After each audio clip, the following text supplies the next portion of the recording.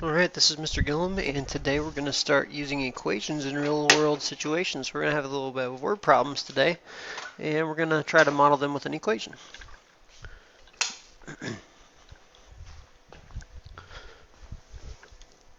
So, um, the first thing we need to make sure we're doing is using an equation to solve the word problem. Now, just like when we started with one-step equations and now we're already solving equations with the distributive property, we got to start small. So I know that maybe some of these word problems you could probably solve in your head with mental math or another way, but we're just trying to introduce algebra into word problems. So I want to make sure that we are starting with an equation today, even though maybe you could solve the problem another way. All right, so we're going to really put the emphasis on using an equation. All right. That way, if we can use an equation for the simpler problems and start developing that way of thinking, then we can also start using equations for more complicated problems where equations may be required too.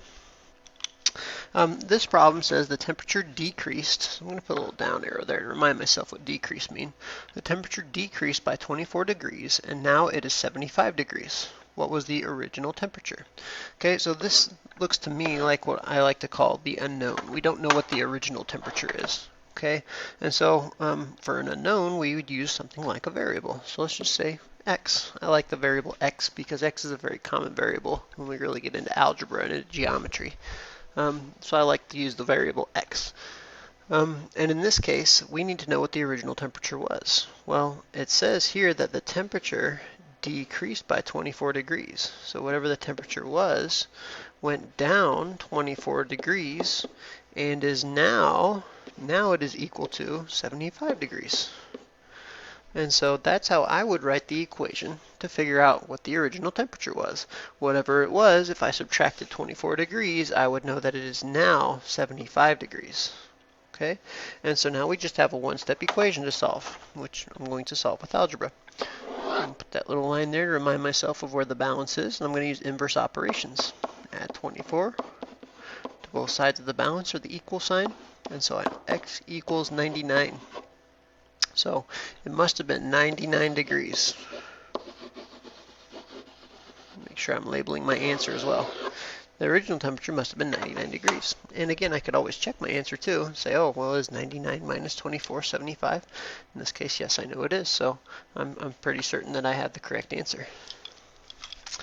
In this problem, and again, I want to emphasize we're trying to use equations today. A sweater is on sale for half off the original price, or the regular price. Okay, half. We're going to put half right there just to remind us. Half of the regular price, and it is now $16. What was the regular price?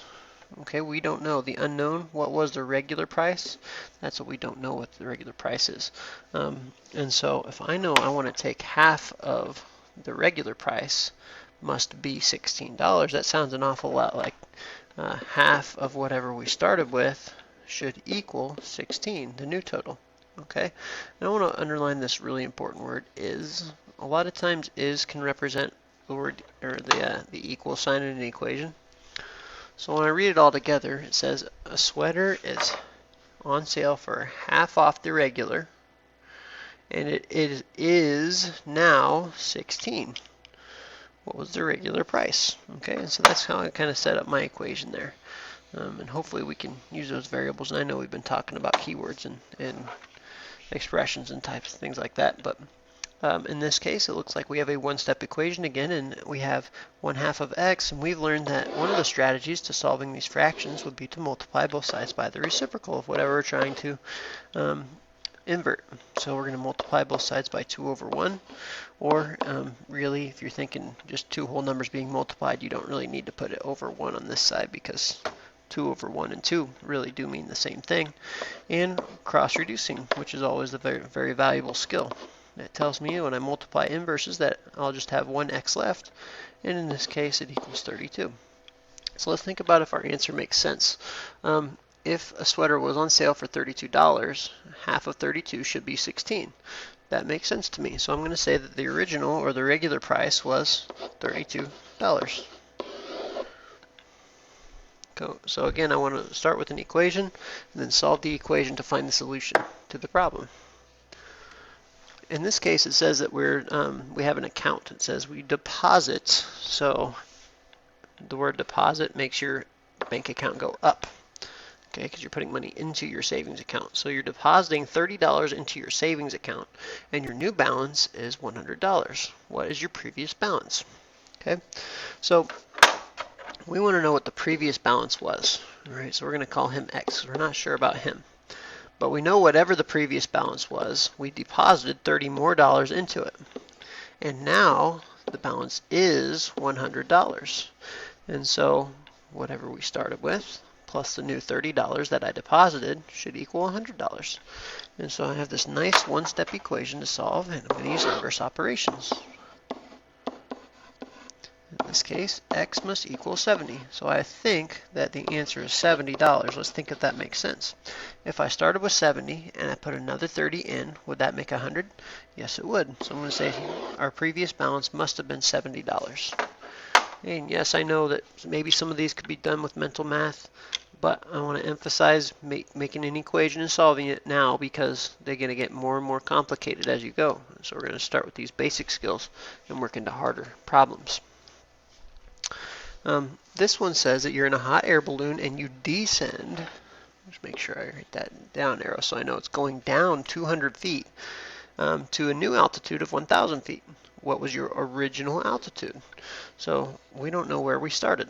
Okay, so if you drew a picture for this one, like this right here, little hot air balloon. Okay, we started somewhere, and it says we went down.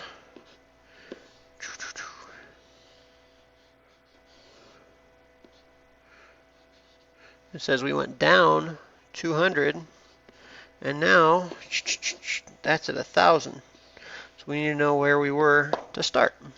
Okay, so you're in a hot air balloon, you descend 200 feet. What was your original altitude? So we were somewhere, and we went down 200 feet, and now we're at 1,000.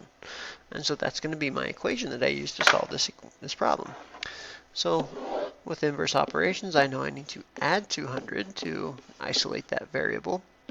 And so x, which is representing the original altitude, equals 1,200. Well, let's think about that. If I started at 1,200 feet and I went down 200, would I be at 1,000? Yes, I would. So I'm going to say 1,200 feet. I'm going to make sure I label my answer. Okay. The last problem is a little bit longer, but we can still solve it. It says in 1994, Tammy and John Van Weiss became first brother and sister to swim across the English Channel. So we had a couple swimmers here. Tammy's time was 8 hours and 32 minutes, or 512 minutes. Okay, I'm going to underline the 512 minutes because I think we're going to want the same units. It also says that she took 15 minutes longer than her brother's crossing time. So how long in hours and minutes did it take John to swim across the English Channel? Okay, so let's think about this.